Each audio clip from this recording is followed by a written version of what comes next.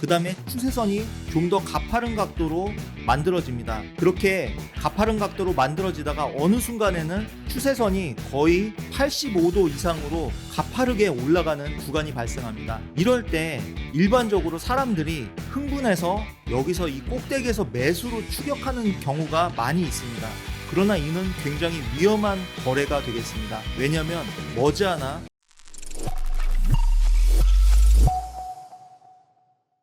안녕하세요. 0.1%입니다. 오늘은 추세매매 급소 찾는 법에 대해 알아보겠습니다. 이전 영상에서 우리가 추세와 추세선의 기본 개념을 이미 배웠다면 오늘은 그걸 실전 매매 전략에 어떻게 적용하느냐 여기에 집중해 보겠습니다. 자, 먼저 엘리엇 파동 이론이 뭔지를 짧게 정리해 보겠습니다. 시장은 그냥 오르락 내리락 하는 게 아니라 일정한 파동 구조, 즉 상승 5파, 조정 3파로 움직이는 성향이 있습니다. 지금 그림에서 보시면 이렇게 기본적으로 상승은 1, 2, 3, 4, 5파로 움직이고 그에 대비해서 조정은 A, B, C 이렇게 3파로 움직이며 이 상승 5파 대비 조정 3파의 비율은 3분의 2가량, 즉 올린 폭의 61.8% 정도 떨어진다 라고 일반적으로 그렇게 이해하면 되겠습니다. 그런데 상승 5파 중에서 세 번째 파동 또는 다섯 번째 파동에서 연장 파동이 나타난다고 합니다. 그 얘기는 이게 상승이 1, 2, 3, 4, 5에서 실제로 끝나는 게 아니라 1, 2, 3, 4, 5 또는 1, 2, 3, 4, 5 이렇게 연장 파동 이런 식으로 실제로는 더 많은 파동을 이룬다라는 걸 이해하면 되겠습니다.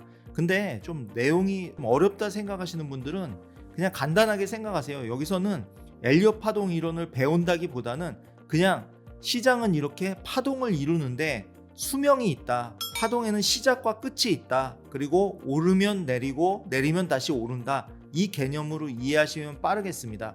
그래서 파동이 만들어지는 이 구간에서 필연적으로 고점과 저점이 만들어집니다. 그래서 만들어진 저점과 저점을 연결하면 이러한 추세선이 만들어지고요. 그래서 그 다음에 저점을 연결한 추세선에서 그 다음에 떨어졌을 때 터치했을 때 매수한다.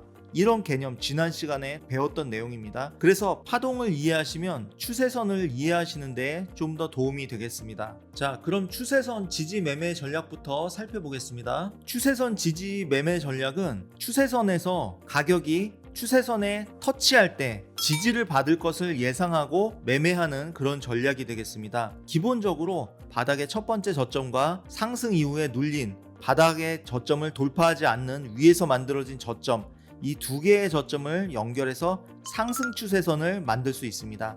그 다음에 다시 내려왔을 때 이 추세선에 터치해서 올라가는 이 부분이 매수 타점이 되겠습니다. 앞서 엘리엇 파동 이론에 대해서 간단하게 개념 설명을 드렸는데 그 이유는 바로 이것입니다. 추세에는 수명이 있다는 겁니다. 상승 5파, 조정 3파라는 거는 3번, 4번 혹은 5번, 6번 오르면 끝이 나온다는 겁니다. 그 다음에 조정이 일어난다는 거예요. 그러니까 추세선 닿을 때마다 계속 매수하는 게 아니라 추세선이 만들어지고 첫 번째 터치하는 이 지점에서는 원칙대로 진입을 합니다. 성공률이 매우 높아요. 그런데 올라갔다가 그 다음에 떨어질 때 두 번째 닿을 때 이때는 성공률이 절반으로 뚝 떨어지게 됩니다. 그 다음에 올라갔다가 세 번째 터치할 때 돌파의 가능성이 매우 높기 때문입니다. 진입 방법은 여기서 두 가지 방법이 있습니다. 이 추세선에 닿을 때 터치할 때 진입하는 방법과 추세선에 터치한 이후에 양봉이 완성되고 그 다음 캔들에서 진입하는 두 가지 매매 방법이 있겠습니다. 첫 번째, 추세선에 닿을 때 기계적으로 진입하는 방법은 저점과 상승 이후에 눌림 두 번째 저점을 연결을 해서 추세선을 만들었습니다. 그 다음에 내려왔을 때 추세선에 닿을 때 바로 진입할 경우 손절은 직전 저점에다가 아래에다가 잡아주고요. 손익비 1대2 또는 추세대에 터치할 때 여기서 이익 실현해주는 방법이 되겠고요. 두 번째 방법으로는 추세선 터치 이후에 양봉이 만들어졌을 때 추세선에 터치한 다음에 여기서 첫 번째 양봉이 완성됐을 때 그 다음 캔들에서 진입하는 이 방법입니다. 여기서 진입했을 때 손절은 직전 양봉의 저점 아래에다가 잡아주고요. 손익비는 역시 마찬가지로 추세대 상단에 닿을 때 또는 손익비 1대2 부분에서 이익 실현을 해주면 되겠습니다. 자, 그런데 항상 지지만 되는 건 아니죠. 어느 순간 추세선이 깨지는 시점, 이때 우리는 새로운 전략으로 대응을 해야 됩니다. 그게 바로 돌파 전략입니다. 그림에서 보시는 것처럼 추세선이 이렇게 3번, 4번 지지를 하다가 돌파가 되는 지점이 나왔을 때 돌파하는 순간에 진입하는 방법도 있을 수 있겠지만, 저는 기본적으로 돌파 이후에 추세선의 저항을 확인하고 진입하는 이 방법을 권해드립니다. 하락의 경우에도 추세선이 돌파된 이후에 다시 눌리면서 추세선에 터치하는 이 지점이 진입 타점이 되겠습니다. 진입 방법은 이렇습니다. 추세선이 돌파된 이후에 되돌림이 나오면서 추세선에 다시 터치할 때 진입하는 방법과 추세선 터치 이후에 음봉이 하나 완성되고 다음 캔들에서 진입하는 방법이 있겠습니다. 추세선이 지지를 받다가 이렇게 깨지면 가격이 일시적으로 반등하거나 눌림목을 만들어줍니다. 이때 다시 추세선 부근에 접근할 때 바로 진입하거나 확인봉을 보고 진입을 합니다. 이 부분을 확대해 보도록 하겠습니다. 상승 추세선이 깨진 이후 다시 반등하면서 추세선에 터치하는 이런 구간이 발생합니다. 이때 추세선에 터치할 때 일정 폭의 손절을 잡고 진입하는 방법이 있고, 음봉이 하나 완성됐을 때 다음 캔들에서 진입하는 방법이 있겠습니다. 추세선에 터치할 때 바로 진입하는 방법은 일정 폭의 손절을 잡고 손익비 1대2의 이익 실현을 잡아주고요. 추세선 터치 후 음봉이 완성된 이후 다음 캔들에서 진입하는 방법은 직전 고점 위에다가 손절을 잡아주고 손익비 1대2로 이익 실현을 잡아줍니다. 자, 그렇다면 추세에서 목표가를 잡는 방법은 무엇이 있을까요? 그것은 바로 추세대를 이용하는 것입니다. 추세선과 같은 각도로 상단이나 하단선을 하나 더 그어보세요. 그러면 가격이 움직이는 하나의 통로가 만들어지는데, 이게 바로 추세대입니다.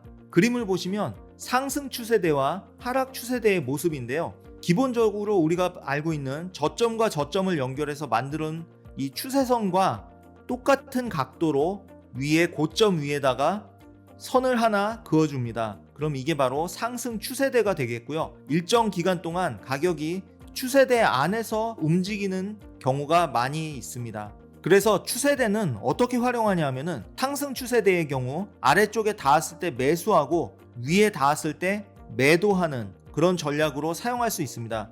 그러나 매도보다는 이익 실현 기준으로 사용하는 것을 권해드립니다.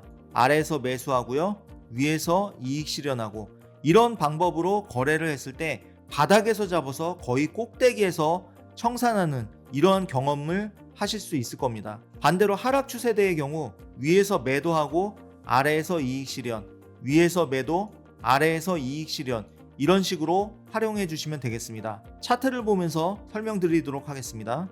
자, 차트에서 보시면 저점과 저점을 연결해서 추세선을 만들었고요. 그리고 똑같은 각도로 고점에다가 추세대를 하나 만들어 줬습니다. 그래서 여기서 만약에 예를 들어서 매수했을 때 추세대 상단 터치하는 이 부분 또는 이 부분에서 이익 실현하시면 되겠고요. 그리고 다시 추세선에 닿았을 때 매수하고 상단에 닿았을 때 이익 실현하는 이런 전략으로 활용할 수 있겠습니다. 그러나 제가 앞서 말씀드렸듯이 추세선은 수명이 있습니다. 엘리엇 파동 이론 제가 설명드렸었죠. 상승 5파, 조정 ABC. 그러니까 한 번, 두 번 혹은 세 번째 정도에는 돌파될 가능성이 많이 있습니다. 그래서 한 번 정도는 적극적으로 진입을 해보지만 두 번, 세 번째로 갈수록 진입을 안 하는 게 좋다. 이 부분도 인지하셨으면 좋겠습니다. 자, 그렇다면 추세선으로 위험을 감지하는 방법은 없을까요? 그것은 바로 펜 추세선을 활용하는 방법입니다. 펜 추세선이라는 것은 추세선이 완만하게 그려지다가 점점 가파라지는 이런 현상을 말합니다. 이게 마치 펜이 돌아가는 모양 같다 그래서 펜 추세선으로 이름 붙였습니다.